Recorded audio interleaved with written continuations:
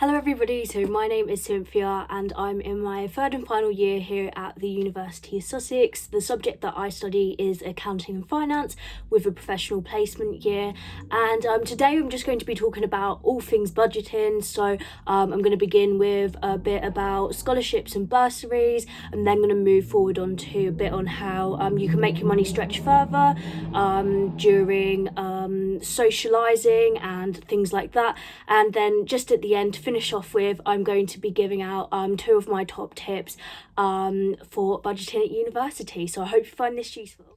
So in terms of scholarships and bursaries, different universities offer different scholarships and different bursaries for their students. So it is very, very important to do your research, have a look at the different universities' websites and see what they have to offer. So I was looking at scholarships and bursaries. For me was a really, really big thing because I came from a background where there wasn't necessarily the spare money to be given to me to go to uni and things like that. So I was a little bit conscious about where I was going to get this money from, and scholarships and bursaries was one of the main things that I was looking at to see what universities were offering the best sort of scholarships and bursaries for their students. So I did a bit of browsing.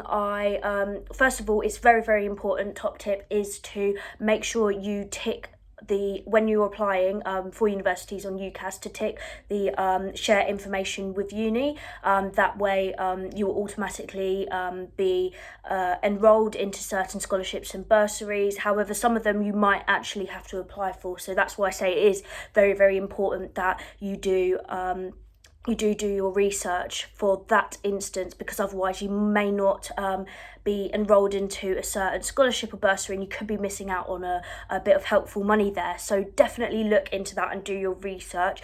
There's different bursaries and scholarships, some bursaries that will go towards your household income. There will be scholarships based on whether or not you're good at a certain sport, for example. There's also a scholarship available based on your performance in your A-levels. This is something that I actually got through the University of Sussex, but bear in mind that things do change over the years, so it is important to keep checking, keep comparing, and bear that in mind when you are looking, because there are some really, really good scholarships and bursaries out there. So and socialising. So this is something that many students find very, very hard to budget at university. So I'm going to give you a few helpful tips in this sort of section. So the way that I deal with budgeting for socialising at university is making sure that I budget for each different category. So for example, rent and bills is always a priority. That should be the first that is paid off.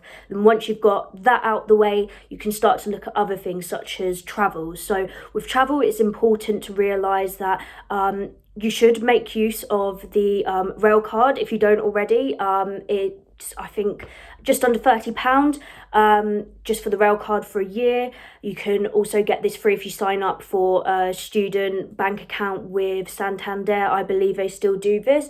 And what it does is it just saves you a bunch of money for travel on the train, so that means you can go home. Also, if you're looking to travel home, also make sure that you book your train tickets in advance because they are way cheaper.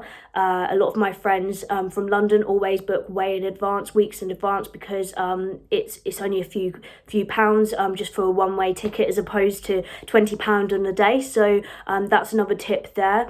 Also, things like laundry, make sure you do this in bulk.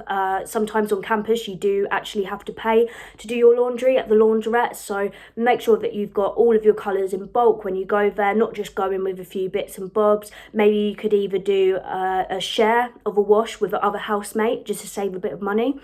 Or you could do what I do sometimes, save your washing and drive it back up home. So another thing is going out for meals with friends.